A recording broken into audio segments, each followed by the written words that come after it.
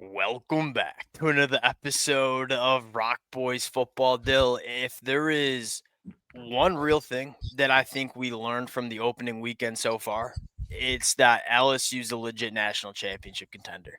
They go on the road, play a Clemson team that is pretty much returning their whole roster from last year. They turn the football over twice. They lose the turnover margin, the turnover battle, you might say, 2-0 in this football game. They're on the road at Clemson. They still really dominate this football game. They win by a touchdown. We knew this LSU team had a really good football team on paper. I think the question was, are all these transfer portal additions going to come together and produce a national championship caliber football team? You make no mistake about it. This is a national championship team. And the other thing that should really fire up LSU fans, I think it's only going to get better. Right. I think if you were an LSU fan, your biggest concern was what it was going to look like early in 2025 as these players play a little bit more together, specifically kind of figuring out what your best five is on the offensive line, of which I'm not going to say they dominated this football game, but they certainly weren't the liability that some people expected, including myself at times. That's my biggest takeaway. This is a good team. They're only going to get better as 2025 goes on. LSU fans have a lot to be excited about. We figured it could be a special season. Think we learned that it very well could be going into 2025. Want to get into some of the bigger takeaways. I want to start probably on the defensive side of the football that I thought Blake Baker and this LSU defense still, it's legit in 2025. So that's where I want to start. We'll talk a little offense as well before we get into it. As always, to the LSU fans, appreciate you guys.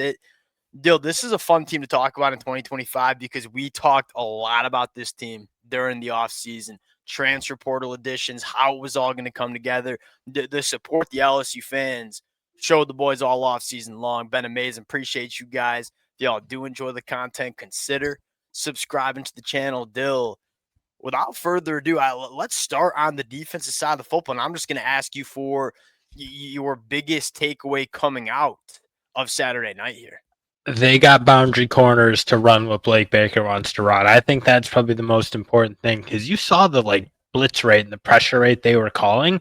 It was high. I think they were going 65% of their snaps. They were adding or sending guys on blitzes. That is kind of what Blake Baker wants to do. And now you see they have boundary corners. They have three of them, frankly, because obviously Mansour Delane probably came out as the star. But you look at the way Pickett and Woodland played. They both played really good in their own right. So I think the fact that they can play the way Blake Baker wants to play now with the linebackers they have, because those two are monsters. And Wes Weeks is really good too, but Witt and Perkins, they're a different level.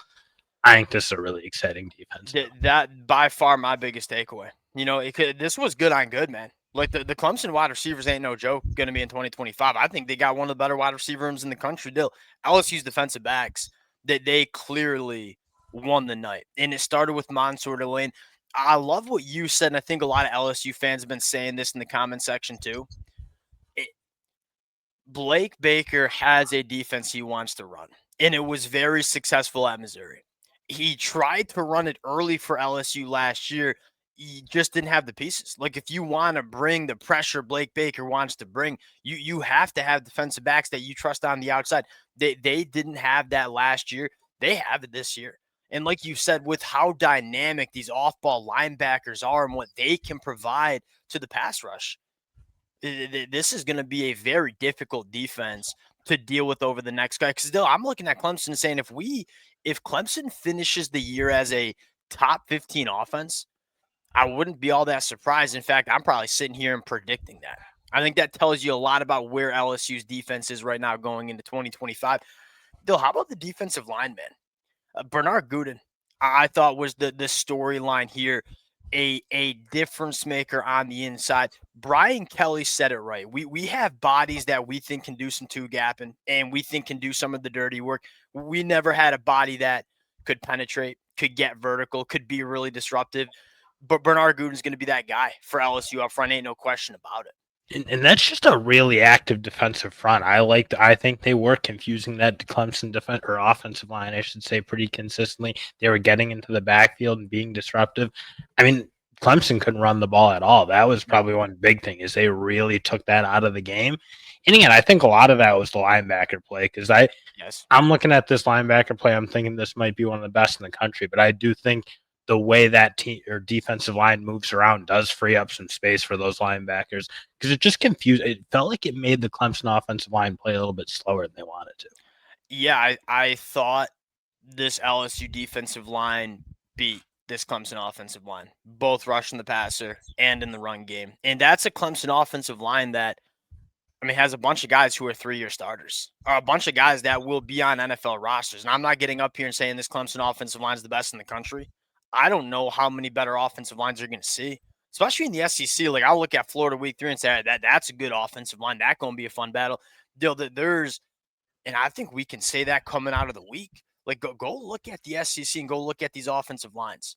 There are not a ton of offensive lines you have a ton of trust in. I'm looking at LSU's defensive line and saying that could be a difference in a lot of these Well, SEC and football that's why games. that Florida game I think is going to be intriguing because that'll I think will show you like was this team going to be able to be like really physical? Because I felt like they won with athleticism against Clemson and like just disruption and getting into the backfield a little bit.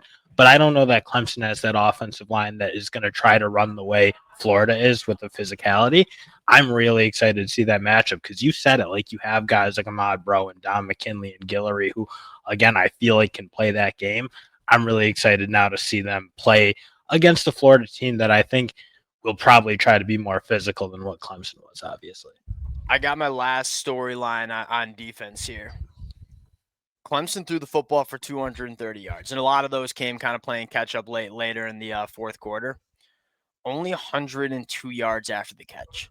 Like, this is an LSU defense that historically was so brutal tackling in space. Though they missed 5 tackles on the game. And again, wide receivers that are dynamic after the catch. And LSU came up and tackled. We kind of had a feeling that would be a storyline. LSU certainly won that battle too. Now, I want to flip over to the offensive side of the football as well. Only 17 points, but Dill, I thought this LSU offense was pretty dang good. And I want to start with the offensive line. And my biggest takeaway is the interior of that offensive line is freaking nails, man. Like, Peter Woods, how many times were we even thinking about Peter Woods in that football game? Not very often, at least in my opinion. Now, even left tackle Tyree Adams, I thought was pretty dang solid. You probably got That's to awesome. continue to come along on the right side, like with the right tackle position. Dill, Yeah, but the fact that Tyree Adams is like legit, I think matters because I thought he took a monster step from that yeah, Baylor sure, game where I looked at that. I was like, is he athletically good enough to be a really premier sure. pass protecting left tackle? I think you knew he was big. You knew he could impose himself and be physical a little bit.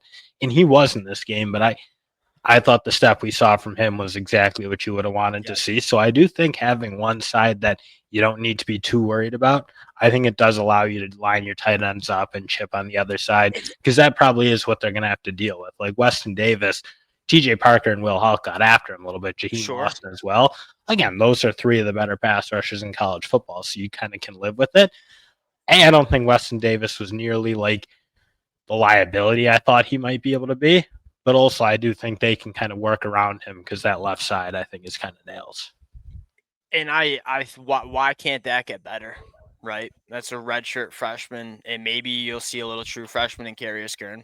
It again, my biggest takeaway is that offensive line was better than what I expected. It certainly was better than what we were hearing during fall camp, and we knew it was only going to get better. Like, they have the bodies on the offensive line. I think for sure they have the coach and Brad Davis. That's again my biggest takeaway is LSU looked awesome last night. They're only going to get better as a football team, specifically up front with all the new faces that they're trying to figure out. You might see a couple of different versions of the offensive line throughout the year. You're trying to figure out who your best 5 are. And Dill, that is why this win for LSU is so freaking big. It buys you some time. It gives you some grace, some opportunity to mix and match and really try to figure out what your best team is going to be as you roll into the college football playoffs. Because you make no mistake, this win on the road against Clemson, a massive feather in the cap when we're talking about college football playoff conversations come November. Another storyline for me, you're able to run the football a little bit, right? We knew LSU wasn't going to go on the road and just run it all over. Clemson Caden Durham ran hard, man. Caden Durham did exactly what we needed him to do in this football game. 17 carries for 74 yards. It's not going to jump out at the stat sheet, 4.5 yards per carry.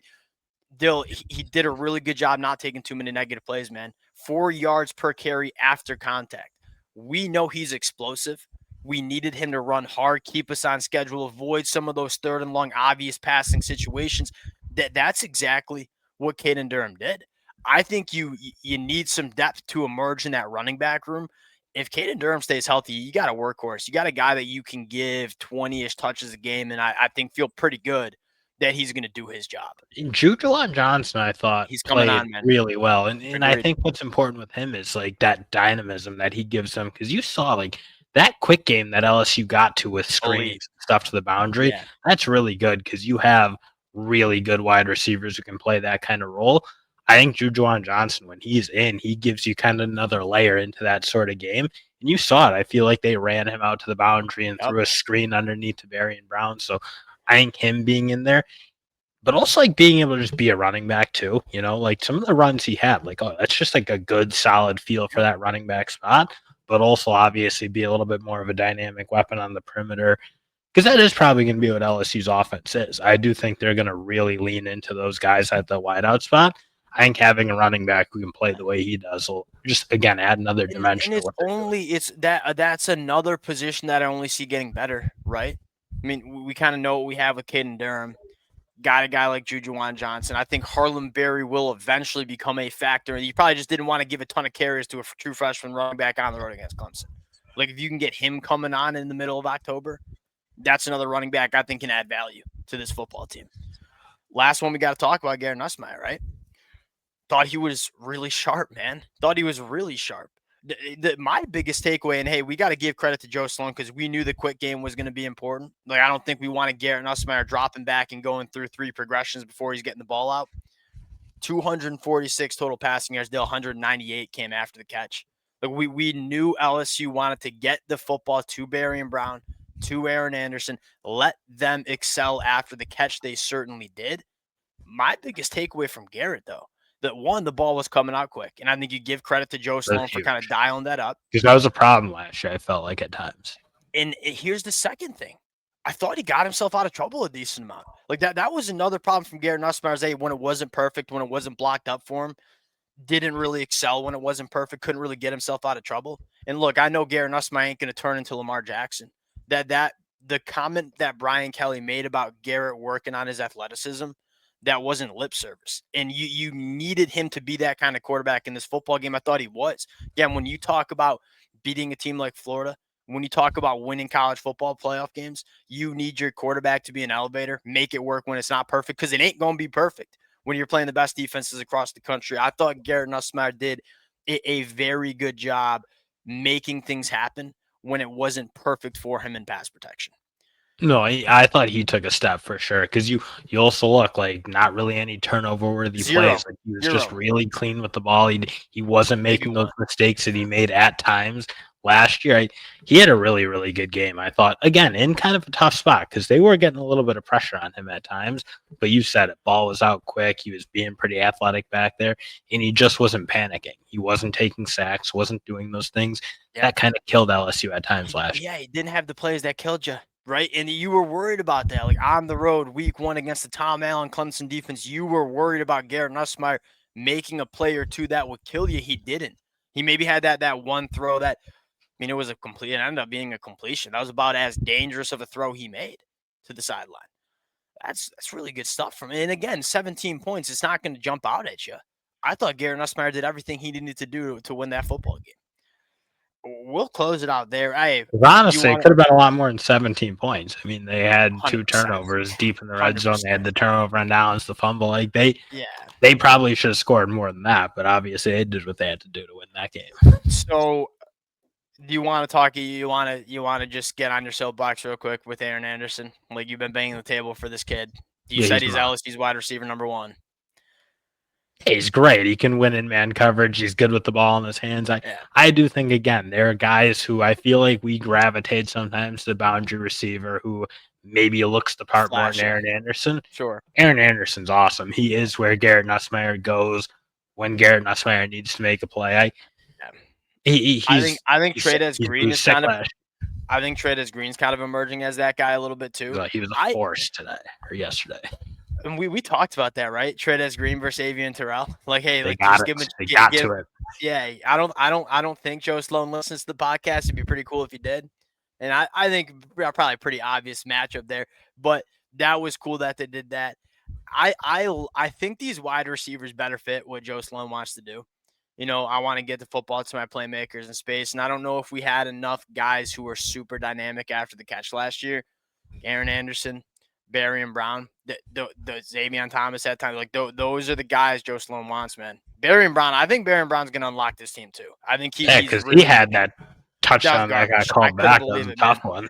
Yeah, I couldn't believe it. And I had Clemson in this football game, and I was like, we're trying to do too much with the officiating there. All right, we'll close it out there. Appreciate you guys rocking with it to the LSU fans. Really, really cool last 8 months talking about them building this roster, gearing up to be a national championship contender. And they showed it. They showed it on Saturday night. Appreciate you guys rocking with it. If y'all do enjoy the content, consider subscribing to the channel, and we'll talk to y'all later.